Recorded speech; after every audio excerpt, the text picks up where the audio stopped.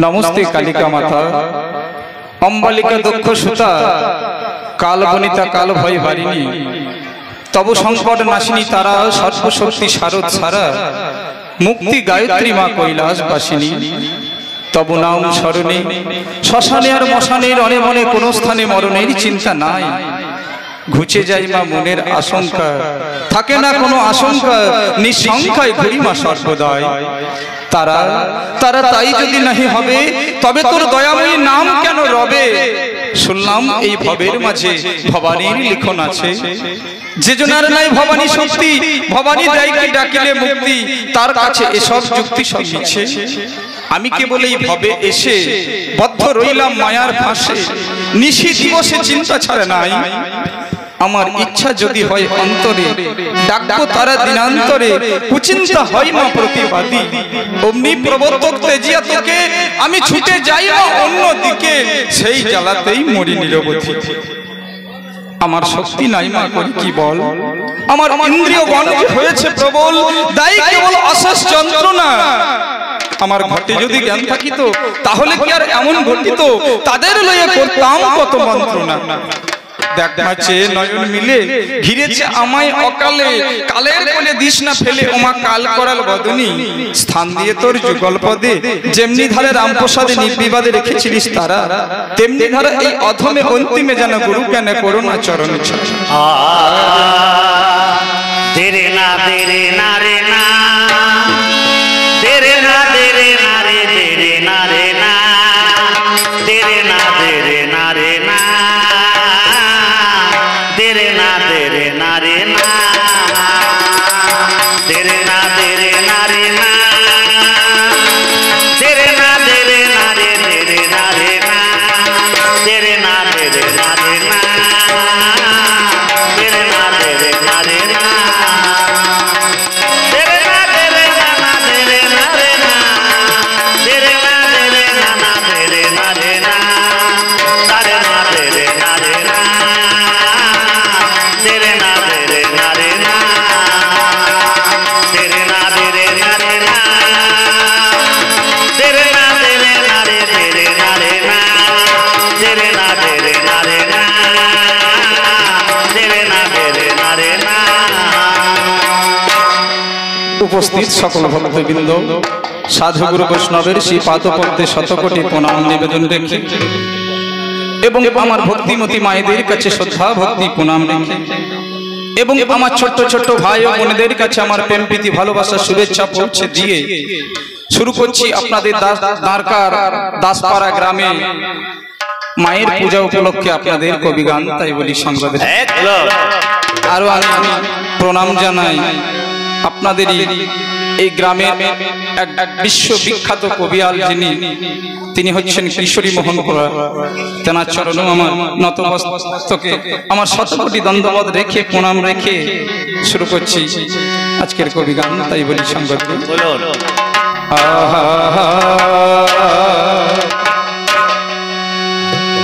জালো গো মা জালো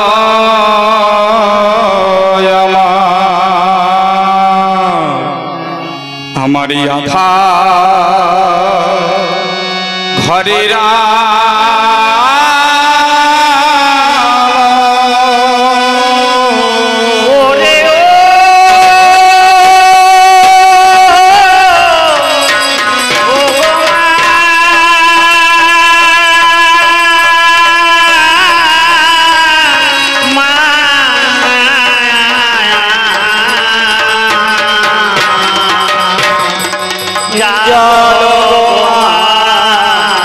जालो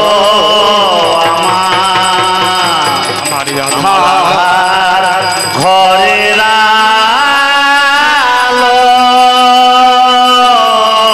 ओ जालो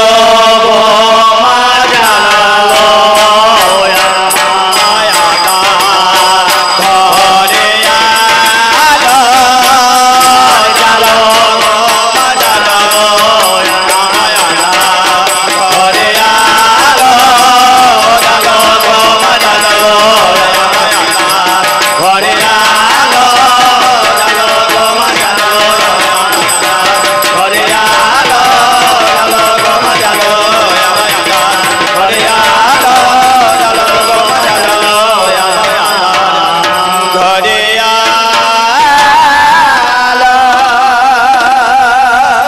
জালো গো মা জালো আমার আধার ঘরের আলো, এ কথাটি বললাম কেন না, আমাদের এই যে ঘর, এই যে 14 পোয়া মানব দেহ, এই ঘরখানা সর্বদাই আমাদের অজ্ঞানতার অন্ধকারে ডুবে আছে। যার জন্য মাকে আমি বললাম, মাগো এই জ্ঞানের আলো তুমি জানো। এই অজ্ঞানতার অন্ধকারে ডুবে আছে বলতে গেলে ছোট্ট একটি কথা আমার মনে পড়ে যায়। একদিন হয়েছে কি জানেন বাবা, আমি 4-5 দিন গান করার পরে যখন আমি বাড়ি ফিরেছি, আমার গ্রামের পাশের গ্রামে একটা মেলা ছিল। সন্ধ্যাবেলায় আমি গিয়েছি মেলা দেখতে। তা আমার যিনি অর্ধাঙ্গিনী, আমার যিনি বউ, সে বলল আমাকে যে শুনছো, তুমি তো আমাকে মেলায় নিয়ে যাচ্ছ না, তুমি তো বন্ধুদের সঙ্গে মেলায় যাচ্ছ, তা কাজ করবে, আমার জন্য যখন তুমি ফিরে আসবে যেন দুটো বাম্পার সাইজের কালো জাম মিষ্টি তুমি যেন নিয়ে আসবে। আর আমি যখন বাড়ি থেকে বেরোতে যাব, আমার মা আমাকে বলল, ওরে বাবা রঞ্জিত, তুই তো মেলায় যাচ্ছিস বাবা, এক কাজ করিস তো, আমার বড় ইচ্ছা রে, বড় স্বাদ, দুটো গরম জিলিপি আমি খাবো বাবা, নিয়ে আসিস তো। আমি বললাম বেশ ঠিক আছে মা। আমি চলে গেলাম, মেলা ঘুরতে লাগলাম। আর মেলা ঘুরছি, আর বইয়ের কথাটা কিন্তু আমার বারে বারে বারে বারে মনে পড়ছে যে কালো জাম মিষ্টি কোথায় পাওয়া যায়। যেতে যেতে মিষ্টির দোকানের সামনে গিয়ে হাজির হলাম, গিয়ে বললাম, দাদা আপনার ওই কালো জাম মিষ্টি কত করে? বললো দাদা 10 টাকা করে পিস। আমি বললাম ঠিক আছে, 2 পিস আমাকে ক্যারিতে বেঁধে দিয়ে আমাকে দিয়ে দিই। 2 পিস নিলাম, পকেটে ভরে নিলাম, মেলা ঘুরতে লাগলাম। মেলা ঘুরে এসে বাড়ি ফিরে চলে এলাম। তা বাড়ি ফিরে এসে মা দেখছি আমার অধীর আগ্রহে বসে আছে। মা বলছে, ওরে বাবা তুই এত রাত করলি, রাত জেগে এসেছিস, আই বাবা খেয়ে নিবি চো। আর আমার যে বউ, সে কিন্তু 7 সকালে খেয়ে দিয়ে কিন্তু খাটে শুয়ে পড়েছে। খেতে দিয়ে যত্নাত্তি করে মা আমাকে বলছে, ওরে রঞ্জিত, আমি যে বাবা তোকে দুটো গরম জিলিপি আনতে বলেছিলাম, এনেছিস? আমি বললাম, মা তোমার কথা আমার মনে ছিল না, আমি একদম ভুলেই গিয়েছি। ঠিক আছে বাবা, ঠিক আছে, আজ না হয় কোনো একদিন নিয়ে আসিস বাবা। আমি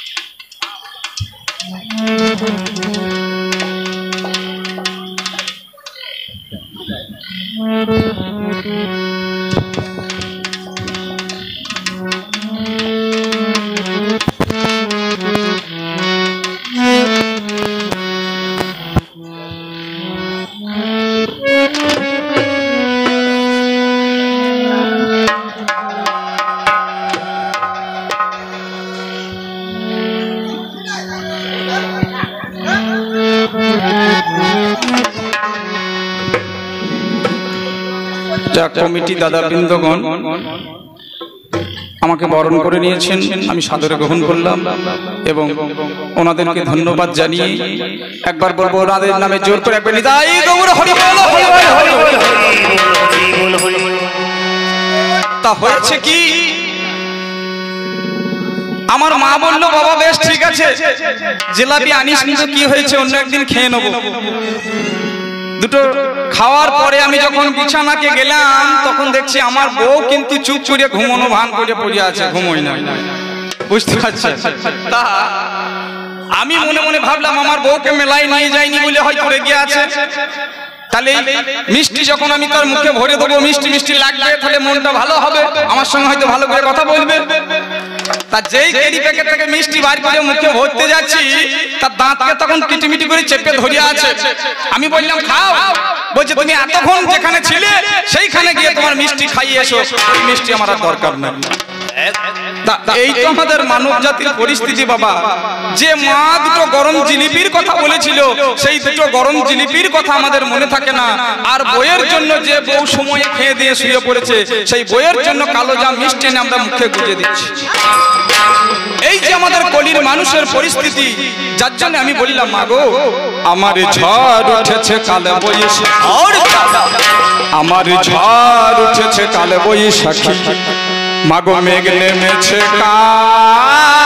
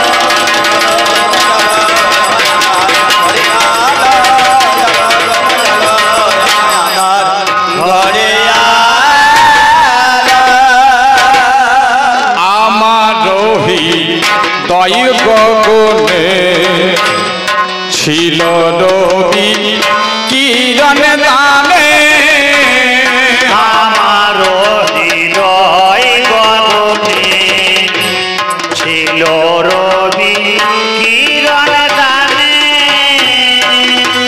আমার হৃদয় গগনে ছিল রবি কিরণ দানে। কোন দিনের কথা? আমরা যেদিন প্রত্যেকে মায়ের গর্ভে ছিলাম, বুদ্ধপদে হেঁট মুন্ডে, সেই সপ্তম মাসের কথা। সেদিন আমি গর্ভের মধ্যে ভগবানকে দেখেছিলাম, ভগবানের সঙ্গে আমার কথাবার্তা হয়েছিল। আমি করজোড়ে ভগবানকে ডেকে ডেকে বলেছিলাম, ভগবান আমি মায়ের গর্ভে আছি, খুব ভালো আছি। কেন? এখানে আমাকে ঘুমোতে হয় না, এখানে আমাকে কাজকর্ম করতে হয় না, আমি এখানে খুব আরামে আছি। আমি মায়ের গর্ভ হইতে আমি পৃথিবীর বুকে যেতে চাই না। সেদিন মা বললেন, সেদিন ভগবান বললেন, ওরে ভক্ত তুই যদি মায়ের গর্ভ হইতে পৃথিবীর বুকে না যাস, তুই তো মরবি বাবা, তোর মাকেও মারবি এবং মাতৃ হত্যার পাপের ভাগীদার হয়ে পুনরায় তোকে নরক যন্ত্রণা ভোগ করতে হবে বাবা। তাই মায়ের গর্ভে যখন জন্মেছো, এই পৃথিবীর বুকে তোমাকে যেতেই হবে। আমি বললাম, ভগবান আমি এখন যেমন তোমার দেখা পাচ্ছি, এই পৃথিবীর বুকে গিয়ে আমি তোমার যখন নাম গান করবো তোমার দেখা পাবো তো? বলছে, কেন পাবি না? একবার আমাকে ডেকেই দেখিস, হ্যাঁ কৃষ্ণ প্রাণ কৃষ্ণ গোবিন্দ বলি একবার ডেকে দেখিস, অবশ্যই দেখা পাবি বাবা। আমি বললাম, হে ভগবান আমি ডাকবো কি বলে? ডাকার তো একটা মন্ত্র চাই বাবা। যেমন এই যে আপনাদের গ্রামে আমার কমিটি দাদারা আমাকে যে ডেকে এনেছেন, কিভাবে ডেকেছেন না একটা মোবাইলের নাম্বার ধরে ডেকেছেন, তাই তো? তাহলে আমাকে আমার নাম্বারে ফোন করেছেন বলে আমি আপনাদের গ্রামে আসতে পারলাম। তদ্রূপ ভগবানকে ডাকার জন্য ভগবানও কিন্তু করলেন কি, প্রত্যেক ভক্তকে একটা করে মোবাইলের নাম্বার কিন্তু মাতৃগর্ভে দিয়ে দিলেন। সেই নাম্বারটি কত? ভগবান বললেন, বাবা এই নাম্বার কিন্তু খুব বিজি নাম্বার, বিএসএনএল এর মতো, দু একবার ডায়াল করলে রিং বাজবে না, বারে বারে ডায়াল করতে হবে। বারে ডায়াল করার পর যদি আমার ঘরে একবার রিং বেজে যায়, অবশ্যই বাবা তোকে আমি দেখা দেব। ভগবানের নাম্বারটি কত গো? 1632, এটা হচ্ছে এসটিডি নাম্বার, আর ডায়াল নম্বর হচ্ছে 21600, এটা হচ্ছে ডায়াল নম্বর। 1632 এসটিডি নাম্বার, অর্থাৎ 16 নাম 32 অক্ষর, আর 21600 অর্থাৎ 21600 বার। আমাদের প্রত্যেকটি মানুষের শরীরে 24 ঘন্টায় 21600 বার কিন্তু আমাদের শ্বাস প্রশ্বাস নেওয়া দেওয়া হয়। যদি কোনো ব্যক্তি পুরক রেচক কুম্ভক করে যদি কেউ এই অজপা নামকে ঘরে বসে জপ করতে পারে, অনায়াসে ভগবানকে তিনি লাভ করতে পারেন। ভগবানকে ডাকবেন কি বলে? ডাকার মন্ত্রটা কি? হরে কৃষ্ণ কৃষ্ণ কৃষ্ণ হরে হরে, হরে রাম রাম রাম হরে হরে। কৃষ্ণ হরে কৃষ্ণ কৃষ্ণ কৃষ্ণ হরে হরে, হরে রাম রাম রাম হরে হরে। হরে কৃষ্ণ কৃষ্ণ কৃষ্ণ হরে হরে, হরে রাম রাম রাম হরে হরে। হরে কৃষ্ণ কৃষ্ণ কৃষ্ণ হরে হরে, হরে রাম রাম রাম হরে হরে। হরে কৃষ্ণ কৃষ্ণ কৃষ্ণ হরে হরে, হরে রাম রাম রাম হরে হরে। হরে কৃষ্ণ কৃষ্ণ নিতাই গৌর হরি বল হরি বল হরি বল। মায়ের একবার উলুধ্বনি দেন গো মা, একবার জোর করে উলুধ্বনি দেন। কৃষ্ণ কৃষ্ণ কৃষ্ণ কৃষ্ণ হরে হরে, হরে রাম রাম রাম হরে হরে। তাই আমার রোহি দয় গগনে ছিল রবি কিরণ দানে, আমার হৃদয় গগনে ছিল রবি কিরণ দানে। আমার কাল মেঘিয়া শীর্ষ দলে,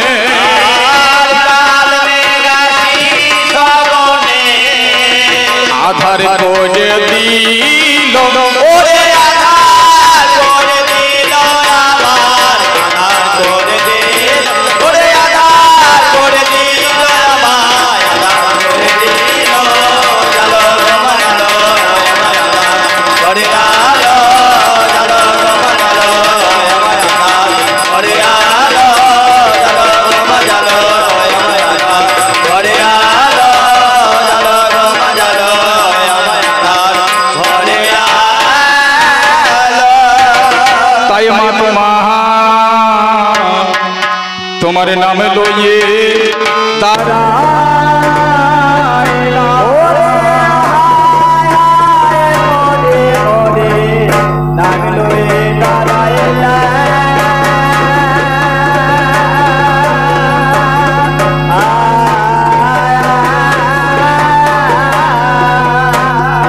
আমি ওই চরণে শরণ নিলাম, নাম লইয়ে দাঁড়াইলাম। ওই চরণে শরণ নিলাম, নাম লয়ে দাঁড়াইলাম।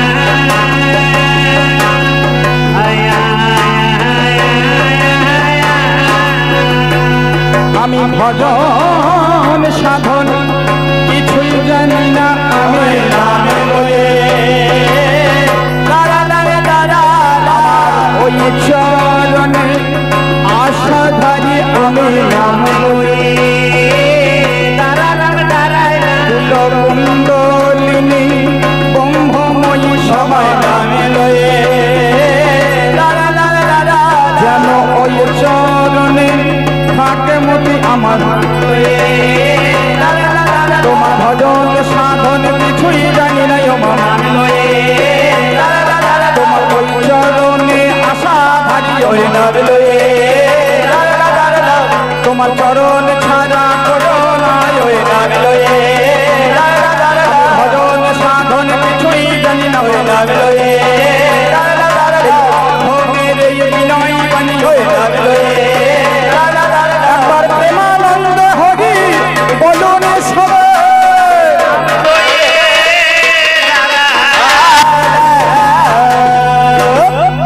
ভাই আমায় যেদিন পাঠিয়ে দিল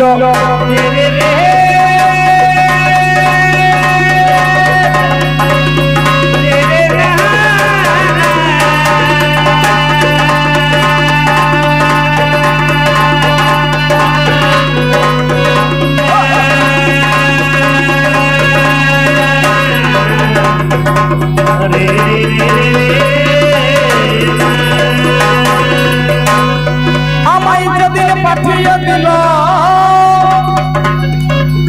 আমার এই ভব বাজারে, ভবের বাজারে বড় বাজার আমি দেখিলাম নজরে, সেই বাজারে দান করিয়া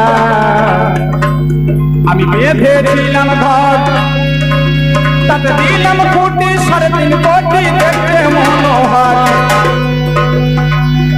আমার 3 বর্গা জানলা কপাট কেটে নবদা,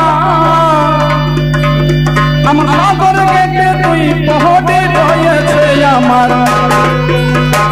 তার মাঝে একজনা পুরুষ, আমার একজনা রমণী,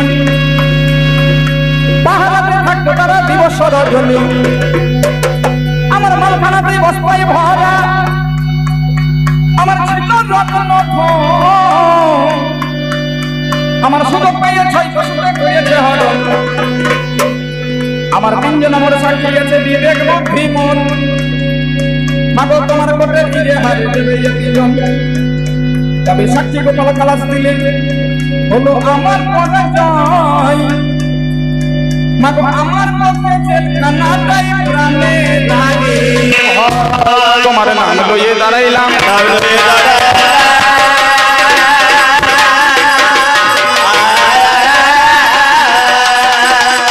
আমার বন্দনা গান এইখানে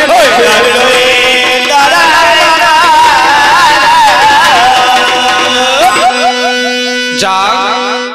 এতক্ষণ আমার বন্দনার বিষয়বস্তু ইতি রেখে এবার হবে কবি গান, হবে কবি গান, হবে কবি গান, হবে কবি গান।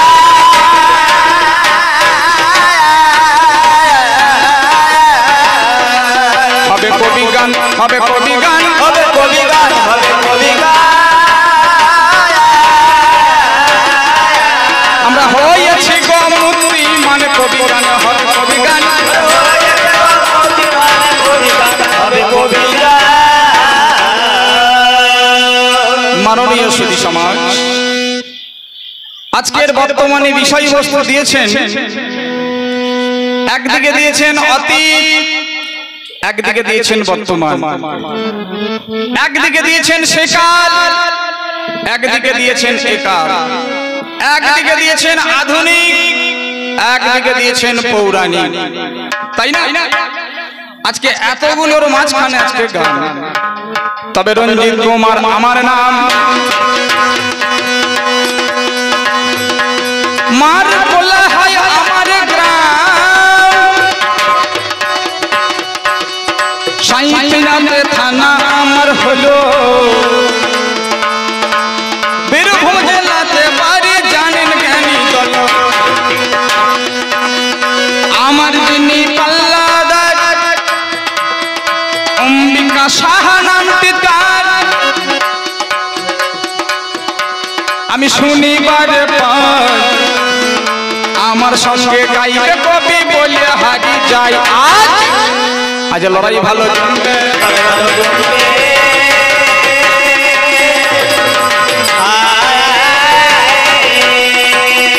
এই অম্বিকা দিদির সঙ্গে আমার লড়াই ভালো চলে।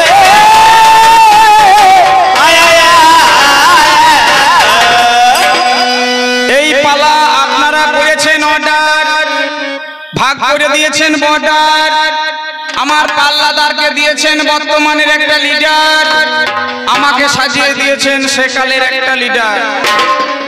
তবে দেখে মনে হচ্ছে, এ যেন মনে হচ্ছে বর্তমানের এই মেয়েটা মনে হচ্ছে যেন একটা পার্টির একটা ক্যাডার। শেষ পর্যন্ত দেখবেন এই বর্তমান আজকে হবে গো মাডার, হবে গো মাডার,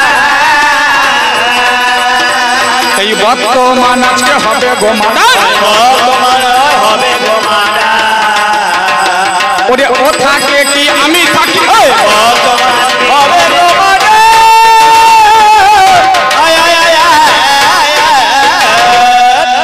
মাগো আপনাদের কাছে আমার করজোরে অনুরোধ, আপনারা জানেন কেউ চলিয়ে যাবেন না, কারণ আজ যে পালাটা আপনারা দিয়েছেন এত সুন্দর জমবে না, একদম শীতকালে যেমন আইসক্রিমের জমার মতো জমে যাবে, তাই না? তা কেমন জমবে একটু বলি নাকি গো? যেমন বৈশাখে তাই অতি খরা, রে রে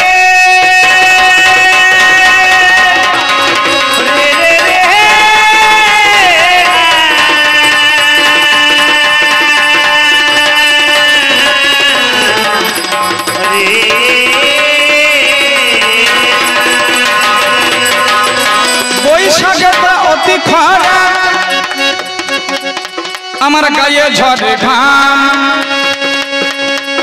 জ্যৈষ্ঠ মাসে আম পাকে আর পাকে খাজুর জাম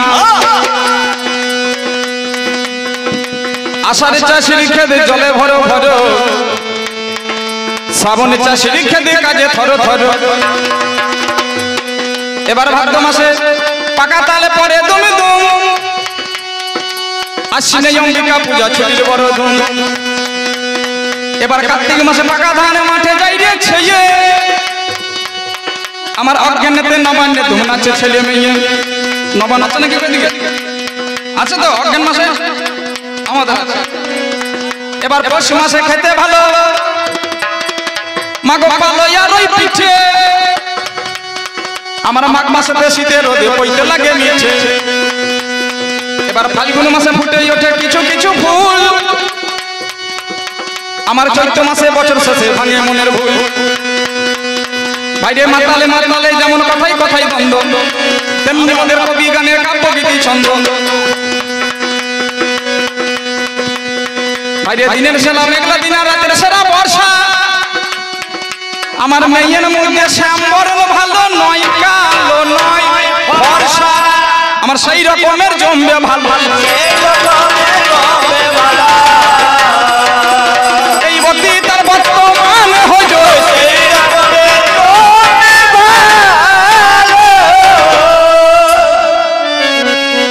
তবে কোথায় মন্দির দেখা শোনা কোথায় আলোচনা কোন জায়গাতে হবে মন্দির আলোচনা এই তার বর্তমানে কোথায় দেখা হয় শোনো শোনো ওহে নারী তোমায় বলে যায় যুগ হচ্ছে বাবা চারটি সততে দাদা করে বলি এই চারটি যুগে হয় আমি হইলাম তিন যুগের মানুষ বটে কথা নয় নয় আমি তিন যুগের মানুষ সত্য ত্রেতা আর দাপর আর আমার যিনি পাল্লাদার তিনি কোন যুগের মানুষ তিনি হচ্ছেন কলি কলি কলি কলি এ বলছে এখন ফোটে নাই ফোটে না ফোটে নাই ফোটে না ফোটে নাই ফোটে না ফোটে নাই ফোটে না আজ বর্তমানের রঙ্গমঞ্চে ফোটে নাই ফোটে না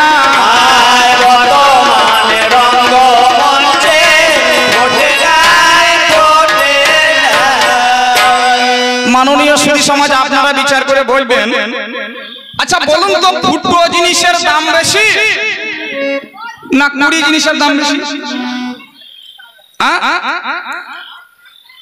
যতক্ষণ না ফুটবে ততক্ষণ পর্যন্ত ভগবানের চরণে লাগবে না না ফোটা পর্যন্ত কুড়ি যতদিন থাকবে ভগবানের চরণে লাগতে পারে না আপনারা দেখবেন মায়ের যখন পুজো যখন হয়েছে দেখবেন যে ঠাকুর মশাই পুজো করেছে যদি ফুল নিয়ে আসেন যদি কুড়ি ফুল যদি দেন সেই কুড়ি ফুলটা দেখবেন ঠাকুর মশাই কি করবে জানেন যদি না ফুটে সেটাকে এই হাতের উপরে নেবে দিয়ে দেখবেন থাপ নিয়ে ফুটবে তারপর মায়ের পায়ে দেবে তাই না তাহলে ও বলছে আমি এখন ফুটি নাই তবে চিন্তা নাই আমি যখন এসেছি তোকে থাপ দিয়ে ফুটবো আর দিয়ে ফুটবো থাপ দিয়ে ফুটবো আর থাপ দিয়ে ফুটবো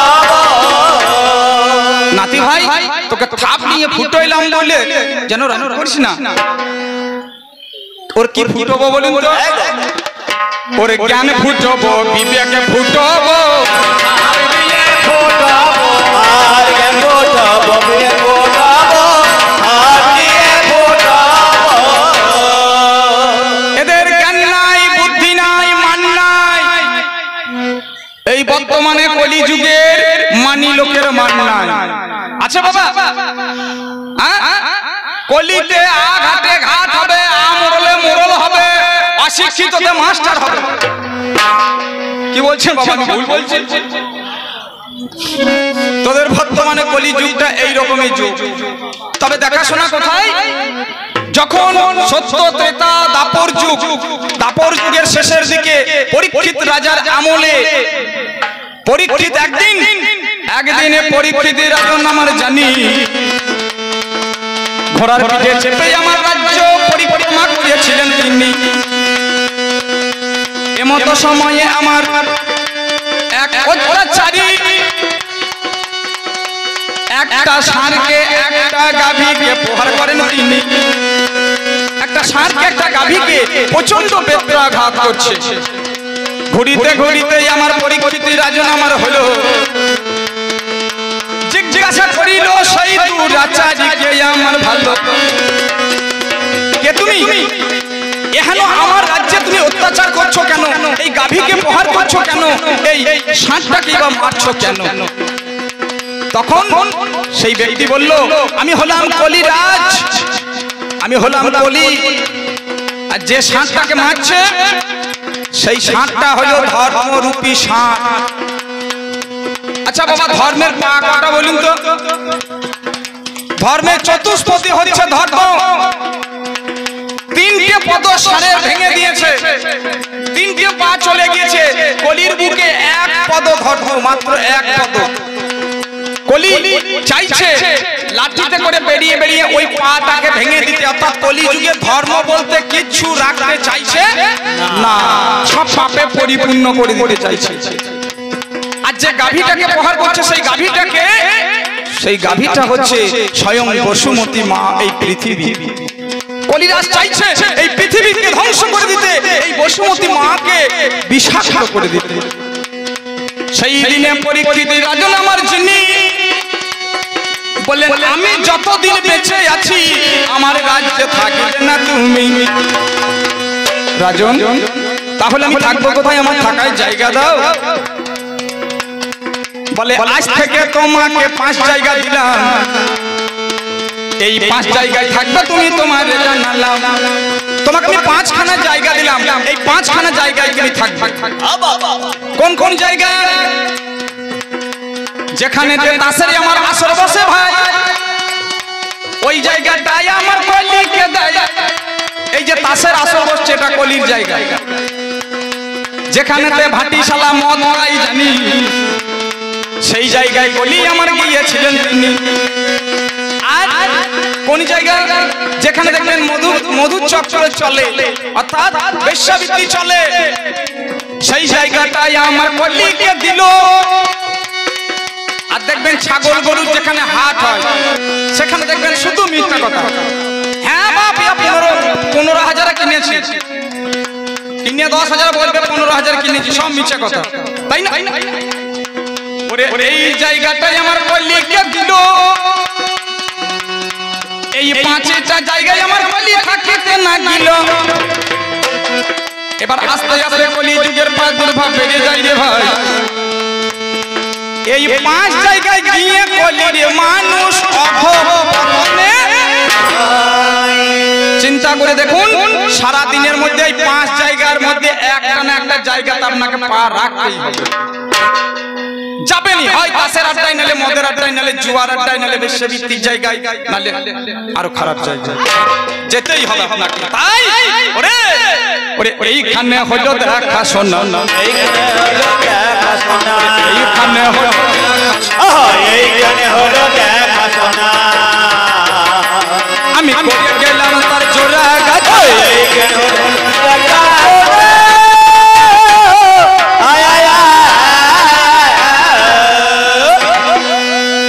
এবার আস্তে আস্তে কলির প্রাদুর্ভাব বাড়তে বাড়তে কলিযুগের সৃষ্টি হয়ে গেল। এবার কিছু আজকে কথা মনের জিজ্ঞাসা করিল,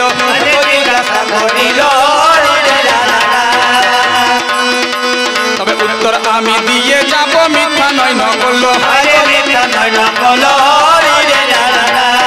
বলতে পারবে পাল্লাদার,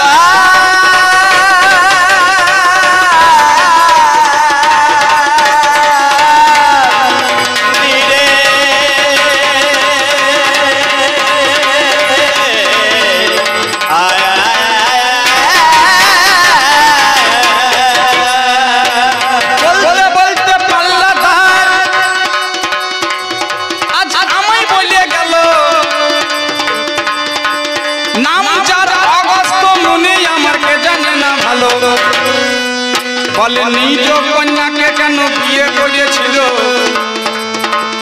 বলো বলো দাদু ভাইয়া শুনবো আমি ভালো। অগস্ত্য মুনি সে নিজ কন্যাকে বিয়ে করে নাই, বিয়ে করেছিল কাকে জানেন? এই অগস্ত্য মুনি একদিন কি কর্ম করিল? লোপামুদ্রা নামে একটা মেয়েকে আমার সৃষ্টি করেছিল। এই অগস্ত্য মুনি এই লোপামুদ্রাকে সৃষ্টি করে তিনি কাকে দিলেন লালিত পালিত করতে? বিদর্ভের রাজাকে তিনি লালিত পালিত করতে দিলেন। লালিত পালিত করার পরে যখন বড় হল অগস্ত্য মুনি তখন বিয়ের প্রস্তাব দিল। ওরে অগস্ত্য মুনি লোপামুদ্রাকে সৃষ্টি করেছে, আমরা যেভাবে জন্ম দিচ্ছি এটা জনি সম্ভব নয়, অজনি সম্ভব হয়ে গিয়েছে, অজনি সম্ভব হয়ে গিয়েছে।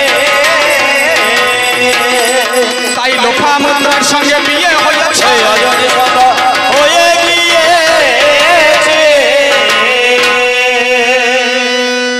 আচ্ছা বাবা বলুন, এই কলি যুগটা হচ্ছে সর্বদা এদের উল্টো যুগ, এদের হঠাৎ মরণ উল্টো ধরন, বুঝতে পারছেন কিরকম?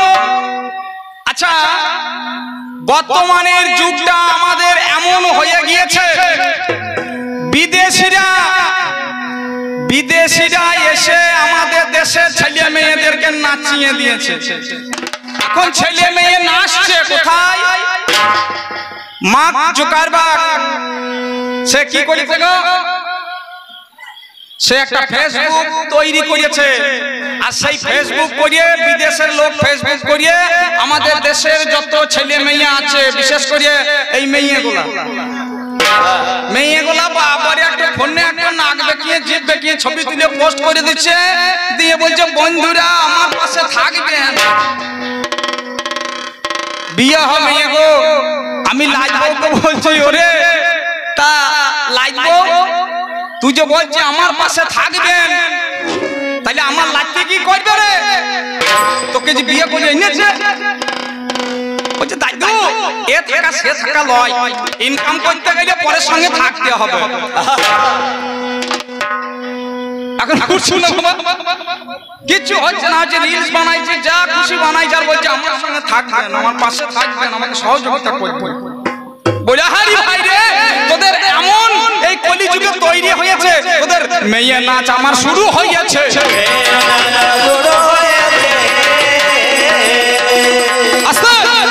তোর যদি ক্ষমতা আছে ভাই, তুই মেয়ে নাচন ছেলে নাচন এইগুলোকে তুই বন্ধ করে দিবি, এইগুলোকে বন্ধ করে দে। ওরে আমার কথা শুনে নিবি, এইগুলো বন্ধ এইসব বন্ধ করে তোরা কি করবি? তোদেরকে রামায়ণ দিচ্ছি, মহাভারত দিচ্ছি, গীতা দিচ্ছি, বাইবেল দিচ্ছি, এইসব ধর্মগ্রন্থগুলো তোরা পড়বি। পড়লে কি হবে?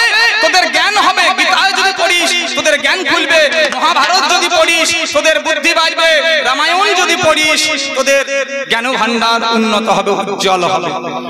এ সমস্ত এরা বই এখন পড়বে না, এদের এখন নতুন নতুন বই উঠেছে। কি বই জানেন? বলছে সিঁড়ির ধারে বিড়ির দোকান, দস্যুরানী ফুলন দেবী, বনবিবি চম্পা, এই সমস্ত বই এরা পড়ছে, আর অধঃপতনে শালা চলে গিয়েছে, অধঃপতনে চলে গিয়েছে। আমি জানাইতেছি তোমার কাছে, অধঃপতনে চলে গিয়েছে। আরো একটা কথাই আমার জিজ্ঞাসা করিল, বলে ব্রহ্মা কেন নিজ কন্যা সন্ধ্যাকে হরণ করেছিল? নিজ কন্যা সন্ধ্যাকে সৃষ্টি করেছে কে? না, যিনি সৃষ্টিকর্তা ব্রহ্মা, তিনি এই নিজ কন্যা সন্ধ্যাকে হরণ করেছে। আগে হরণ মানে আসতে, আরে ভাই হরণ মানে কি জানিস? হরণ এক হরণ মানে হচ্ছে চুরি করা, হর মধ্যাহ্ন হরণ মানে হচ্ছে চুরি করা, আর হরদন্তন হরণ মানে হচ্ছে ভাগ করা। এই সন্ধ্যাকে কি করেছে ব্রহ্মা? তিনি তিনটি ভাগে বিভক্ত করে দিয়েছে। আগেকার দিনে এক বেলা সন্ধ্যা ছিল, এই ব্রহ্মা করলেন কি এই সন্ধ্যাকে তিন ভাগে ভাগ করিয়ে তিন বেলা সন্ধ্যা দেওয়ার জন্য তিনি তিন ভাগে বিভক্ত করেছেন। দেখবেন প্রথমেই সকালবেলায় মায়েরা দেখবেন ধূপকাঠি দেয়, জল মারুলি দেখায়, তাই দুপুর বেলাতে একবার দেখায়, আর একবার সন্ধ্যা বেলাতে দেখবেন সন্ধ্যা প্রদীপ নিয়ে দেখবেন আসে দেখাই, আছে না? তাহলে তিন ভাগে ভাগ করেছে, যার জন্য বলেছেন এই সন্ধ্যাকে তিনি হরণ করেছেন। তুমি আজে বাজে তুমি আর বলো না,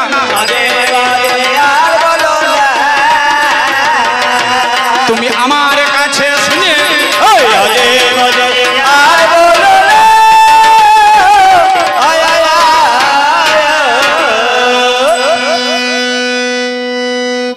তবে বলিতে বলিতে কথা